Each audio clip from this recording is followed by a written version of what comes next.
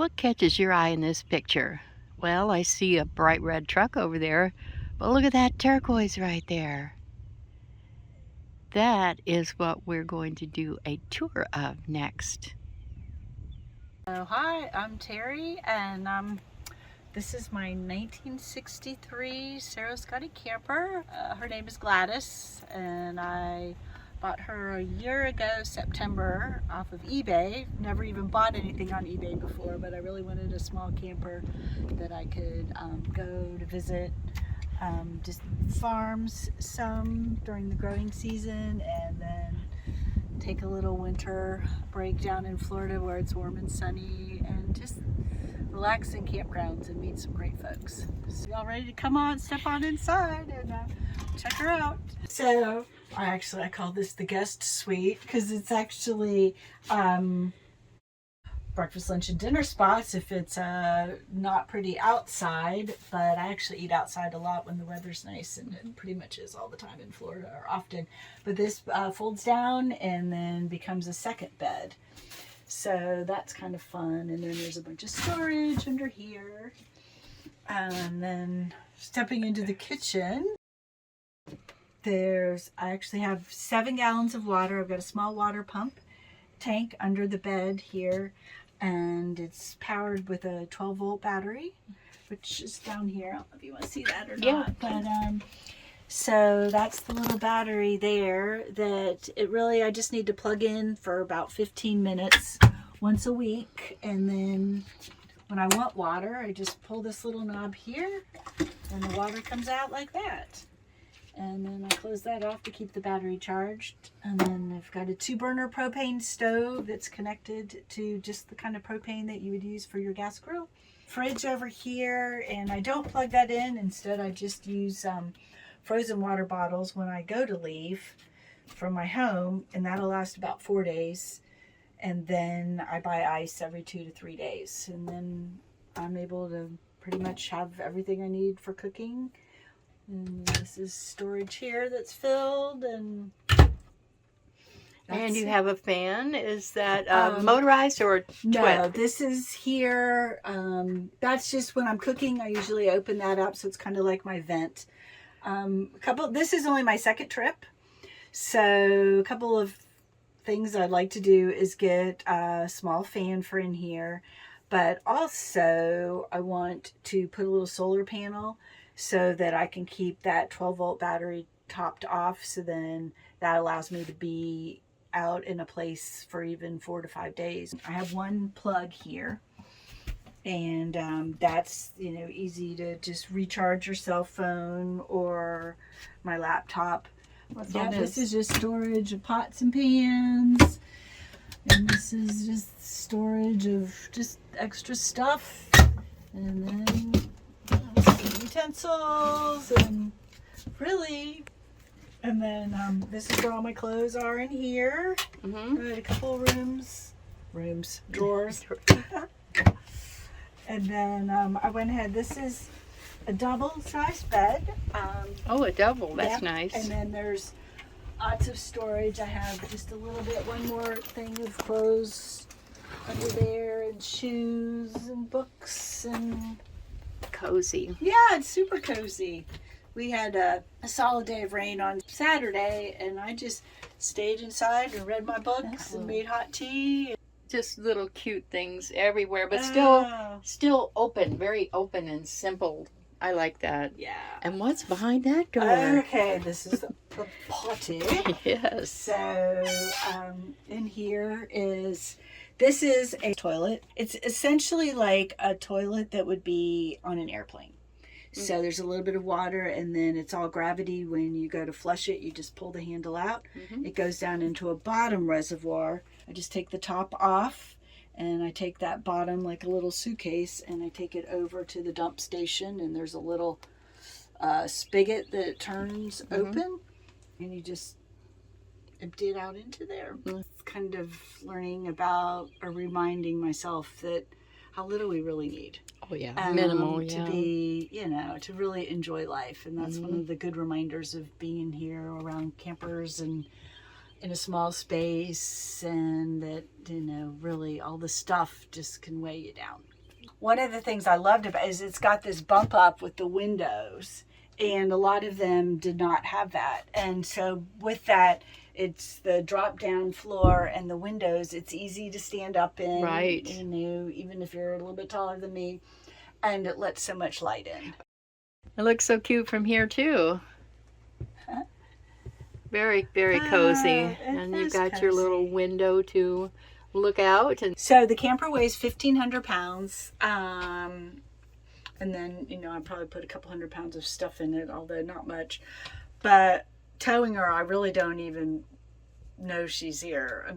So, of course, the first night out at the campground, and I pull in, and there's an audience of like 10 people in the campsite next to me. And I hopped out, and I immediately said, maiden voyage, maiden voyage. So if I made like a total disaster of myself, they would just laugh about it. But they were great. They hopped up and came over, 2 of them, and helped direct me, and like, oh no, turn left, turn to the right. And that's, you know, but that's campers. That's what, you know, that's like what you find out here. yeah, That's for it's just sure. real people and just enjoying their lives Yeah. and keeping it simple. Yeah. I have lived at and run a small organic farm for the last 15 years up in the North Georgia mountains. And so I'm a big believer. I farm by the moon with the cycles of the moon, and I also take the winters off because I believe the farmer and the land need a rest. I used to go to Mexico in the winters when I could, down to the southern tip of the Baja Peninsula. But I started to realize, you know, I really haven't seen a lot of my own country. And I started looking a little bit, and then this one came up on eBay, and I knew it had some tree damage. I'd never literally bought anything on eBay, and I bought a camper. Everything's original in here. The colors were a lot, it was a darker, it's actually, she was literally like a little time capsule. A not real pretty blue, to be honest, with glitter sparkle walls. So I loved that, but the white actually makes things so much brighter and lighter. We did have to, because of the water damage, end up taking the whole back half out and replacing with new pieces of wood. I need to be back at my farm March 1 so I can start my, I do a lot of heirloom tomato plants. I save a lot of the seeds and I start a lot of plants. So I'll be back by March 1. And then I know that I'll, during the growing season, just go for a night or 2 here or there to a lake. The thing about being at a farm, it's like people love to come to my farm. They say it's so beautiful and peaceful. But for me, everywhere I look, there's 50 things to do. And it is like, yes, it's beautiful, but it's not exactly peaceful. That's the nice thing about this. Allows me to just get away and also connect with other people. And this has been a good reminder of that, because I live on a dirt road and I'm adjacent to 47,000 acres of national forest, and it's beautiful and it's very quiet and calm and peaceful. But I also, you know, I treasure my solitude, but I also enjoy interacting and connecting with others. And my farm is Ladybug Farms, and that's the name of my farm. And I've been there for 15 years. I've got 12 acres of it's beautiful, like rolling pasture. It was originally a cattle farm and a chicken farm. So there's a big barn in the middle, and then several outbuildings. I have 2 donkeys, and I do collect their manure, and then I apply that to the fields in the fall and the winter. So that's my fertilizer. So it's very natural. I try to really plug into the natural cycles of nature. And folks love my food. There's a lot of minerals in my soil, and the plants just grow. They're happy and healthy. And I also, it just gives me a lot of just comfort in plugging into something way bigger than me. And again, I just think, when we can connect, our food is such a huge part of, I think, connecting with our environment and kind of reestablishing that connection with Mother Nature. Is I think one of the things, the fact that we can get blueberries 365 days a year in our country helps to disconnect us. Because instead, if you know that, the blueberries come around July 4th in my area. And if you look forward to those blueberries and you eat them at the time when they're, truly in their peak of their production, I think that helps to just reconnect you to the place that you're at, to the land that you're nearby, whether you're growing it or a local farmer is growing it, as opposed to getting, shipped in from 4,000 miles away and in a refrigerator, and then, at the last moment, gassed with something to look all pretty. And the kids too. Like I offer adult and family farm camp at my farm, and I do some, once a month tours and different classes. But it's especially the kids.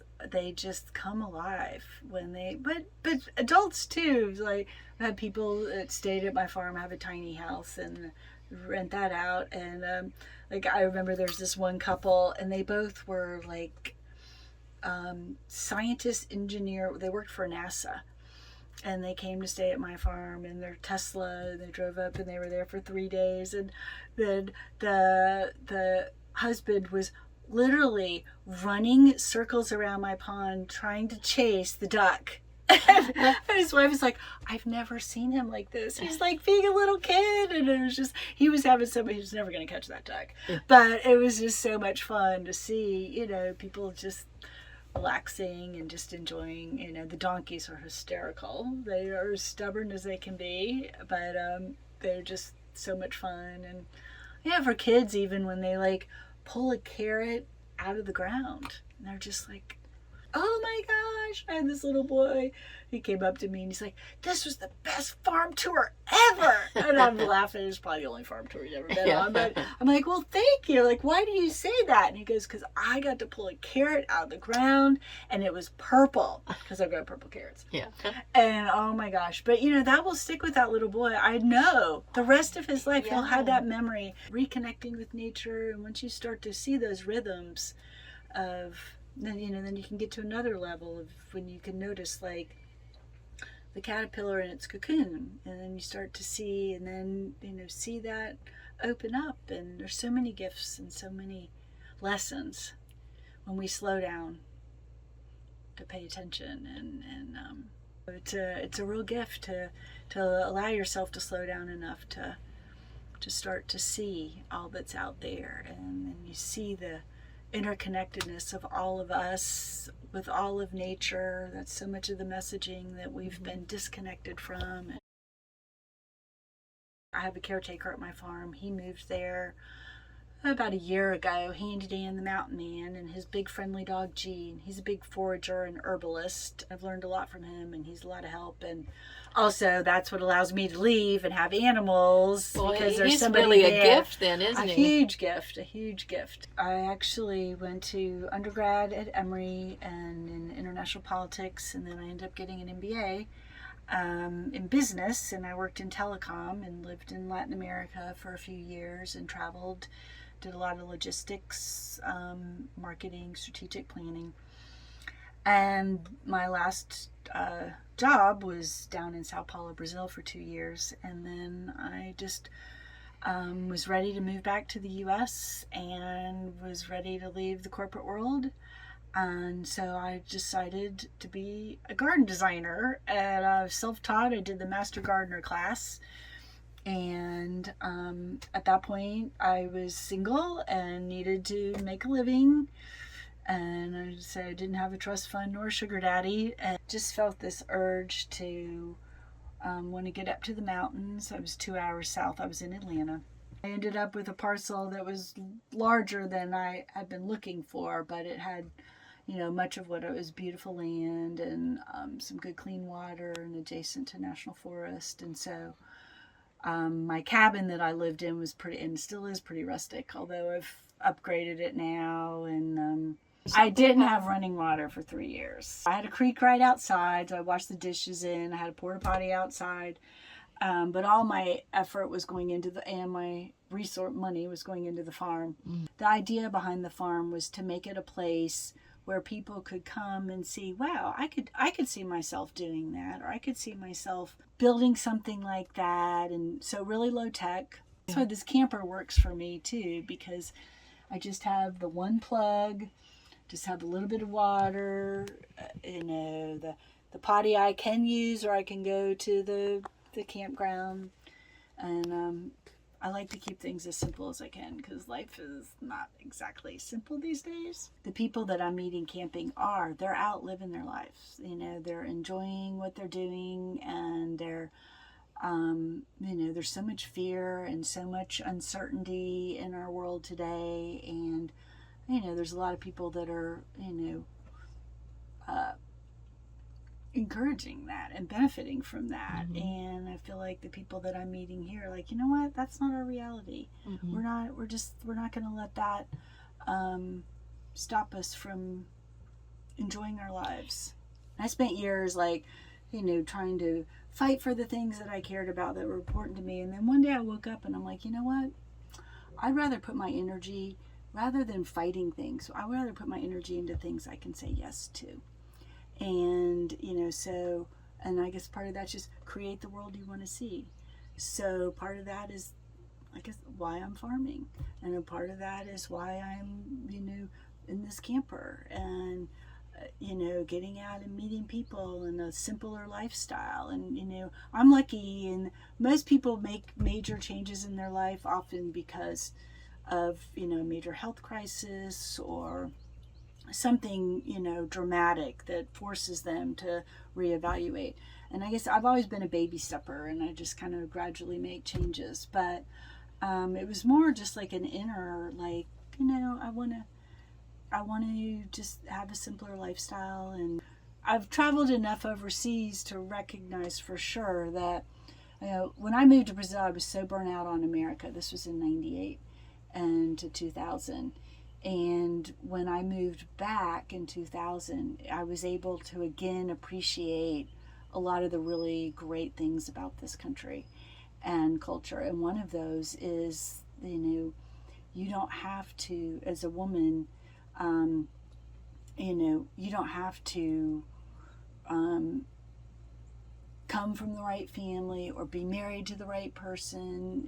We have a lot of freedom still in this country that most any country in the world, it doesn't exist. We can still, we have veterans to thank for that. We have, the women that have gone before us that have, stood up. I get emotional, but, there's a lot of sacrifices that have been made for me to be able to do this and be sitting here talking with you. And, it's humbling, and it's also, I think something that we all need to, be grateful for. This didn't just happen.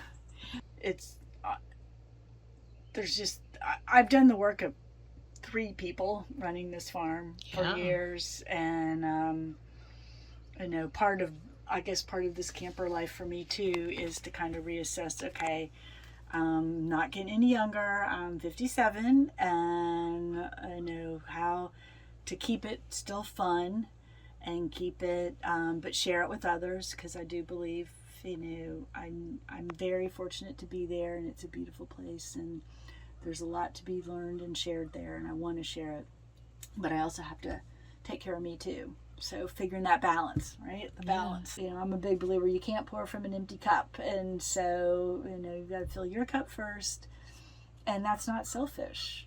No. That's just... You have more to give to the world, for sure. Exactly.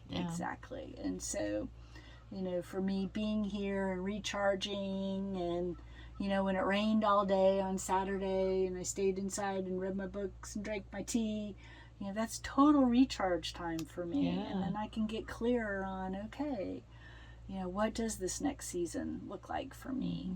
Mm-hmm.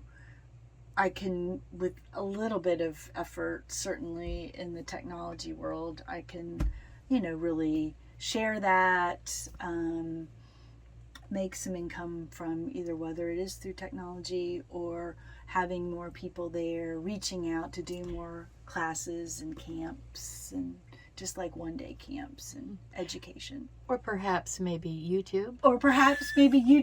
I've heard that mentioned.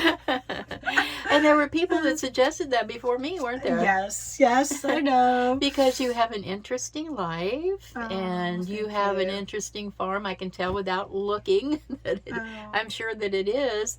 I mean, just you and your circumstances are interesting, and you're in a beautiful place and everything. So, you know, you already have a channel. You just have to film it. Stay tuned, news at 11. Stay right? tuned. The origin of ladybug is, I've always just loved ladybugs ever since, from as long as I can remember. And I say about a ladybug is they're nothing fancy, they do good work, and they always make you smile.